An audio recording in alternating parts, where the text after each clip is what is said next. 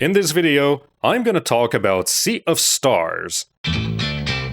Okay, it's a shout out to the game. You know the one. The game. The game that was so good that the people who played it went on to make their kids play it.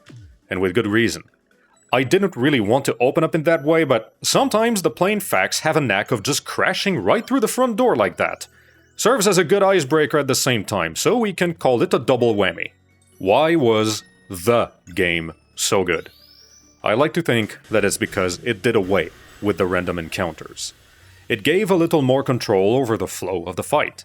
It gave options. It made things that are not the attack or the magic button a viable choice. It gave the opportunity to believe that you were in control of your destiny as a player. You weren't just wandering on an overworld map and waiting for it to brutally zoom in with a scare cord. The battle didn't come to you. You took the battle to the enemy.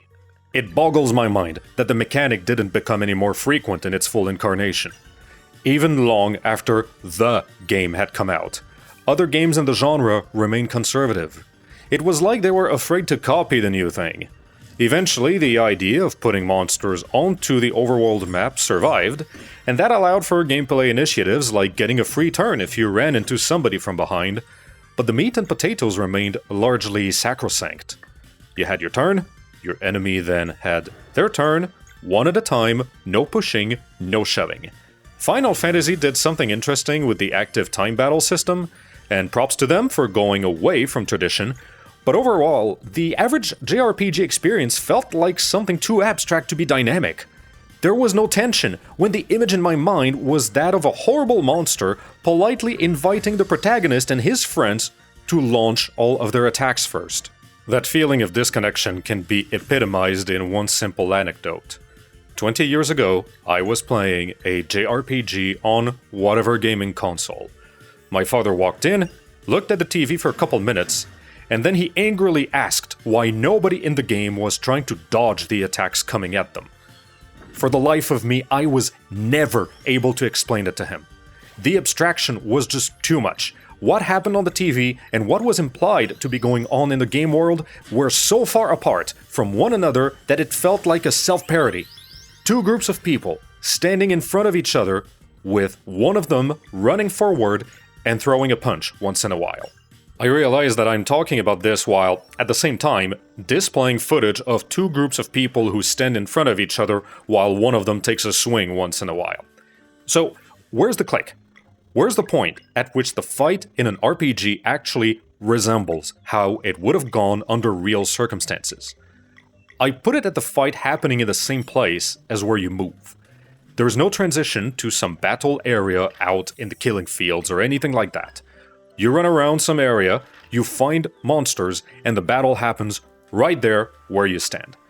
I find that it makes the presence more real. It shows that the fight isn't being translated through some layers of game abstraction. There is a stronger sensation of what you see is what you get. You know what I would like to see sometime? A thing where you can watch a replay of a fight, except all the moves happen more or less simultaneously. Alice is going for a swing at the enemy. Bob is charging an explosion spell at the same time. Charlie reaches into his bag for an item. The spell fires off just as Alice disengages, and from the lingering smoke, the monster charges forward, blindsiding Charlie. Charlie throws a wild swing in retaliation. Alice hops forward to attack at the same time. You get the picture. So, how much immediacy, how much control do I have over my fights in this game? Enough. Enough that I feel like I have a solution for everything that comes my way. Enough to appreciate that I have to play defensive sometimes, and wait for the right opening so I can freely attack while denying my foe the ability to strike back. The locks system is a stroke of genius. It's so simple, and it flips the whole game right on its head into something new.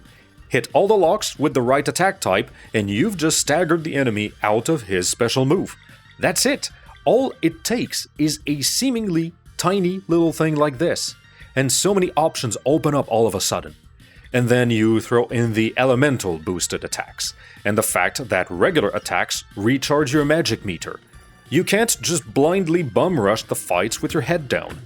You're actually encouraged to spend your magic meter only so you can refill it and keep the cycle going. Or you can go the other way and stock up on items as a replacement for healing spells and recharging attacks. If you know what's good for you, you're gonna keep a good inventory of exactly those, because you can never have too many aces in the hole, and several of the items can do things the spells cannot do. They are every bit as important as the attacks and the magic spells you throw. Mark my words. The save points and the campfires are generous to a surprising extent. There are fewer fights between each of them than you might think. It's forgiving, I'll say that much. If it's too much, there are options in the game to crank the difficulty up a few notches. Or down a few notches. The game doesn't care where you put the slider. You get the full experience, no matter how easy or hard you make it. If it's your first video game ever in your life, there's a place for you. If you ejaculate fountains and gallons at the prospect of doing a 1 HP run of the entire Dark Souls trilogy, there is a place for you as well. You dial it in how you like it. For my part, the default works okay, plus the gizmo that makes a star pop up if I get the Paper Mario mechanic right. You heard me, there's a Paper Mario mechanic. The game tells you it's optional, but it's not. You're gonna have to push a button at the right time if you want to get your edge in the fights, or otherwise dial the difficulty so the game does it for you. That counts especially on attacks that are made to keep going specifically because of the Paper Mario mechanic. If you time your presses, you can stonewall the adversary and deny several heavy hitters before they can come at you. If you don't partake in that, well, you've just turned around, bent over, and made yourself submissive and breedable, that's all I'm gonna say. The story is as follows. You have been born on one of two very particular days of the year, and that automatically makes you a conscript into a task force meant to fight big monsters that will destroy the world if they aren't stopped. Nothing less. There's no everyman plot going on. We are in a post-everyman era, and it's readily assumed that a great big adventure is gonna happen. What we don't know is how exactly the great big adventure is gonna go, or when the Wham episode is gonna strike. Then again, there is an everyman in the plot, and his name is Garl. Garl is the finest human being to ever exist on the planet. He is gonna Anthony Bourdain his way across the globe, spreading a terrible virus known as joie de vivre. He is the sunshine in the night, the anchor in the storm, and the one who signs up the heroes for all the side quests. He doesn't have the magical powers of the protagonists, but he's got a heart of solid gold, and he stops evil from triumphing by being the good people who do something. It's not hard to guess the shoutouts. It's actually heavy-handed every so often. It makes the story feel less like its own thing and more like a reminder of the game it took inspiration from. It's still a great roller coaster ride, it's got all the required ups and downs and lefts and rights, and if you don't know of the game, then you're enjoying a world where blissful ignorance is helpful. But even if you know, what's the worst that could happen? Granted, if the footage is any indication, I did not play the game in English, and that means a lot of the experience will be different for me versus the average player. No matter what, the choice of words has a lot of power for better or worse. So for all I know, a scene that melted my heart might have come off as utterly cringe in the English version, or vice versa. The only certainty in the confusion of languages is that the effort comes from an honest place. So if there is any blame to be dealt anywhere, it's only on the execution. The one major gripe I can easily find is the over-reliance on Deus Ex Machina. It's kinda hard to talk about this without giving spoilers away, so of course I'm trying to be as vague as I can within the context. But when a lot of the plotline is possible only because somebody out there is sandbagging themselves, then what value is an accomplishment? What does it mean when you do the thing, and the only reason you could do it was because something bigger than you could have just stopped you in your tracks at any point in time, and simply chose not to? That's what the pain point is right there.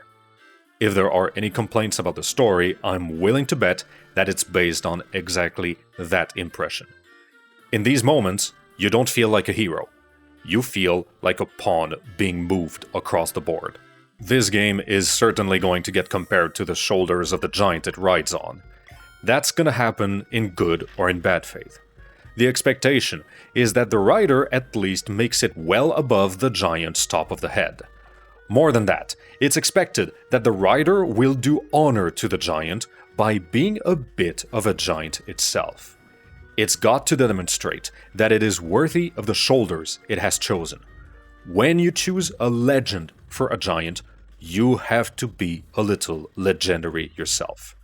If you're only just okay, then the treatment coming at you will be the same as all the other Nepo babies who keep the company afloat, but otherwise didn't build it from the ground up. So, is this game legendary? Can it be a giant? That question doesn't have an answer in the present tense.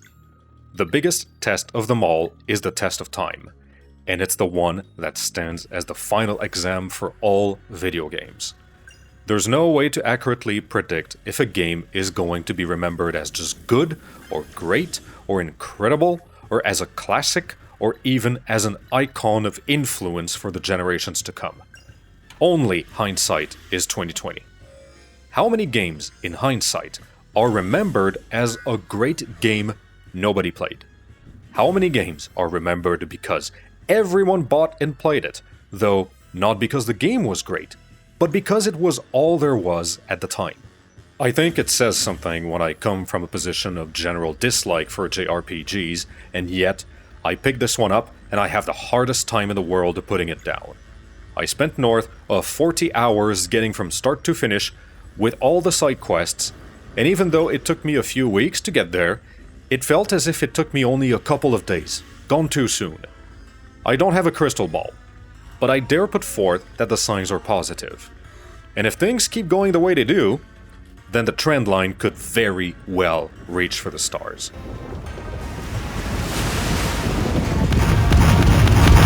In short, this game is a graduation with honors.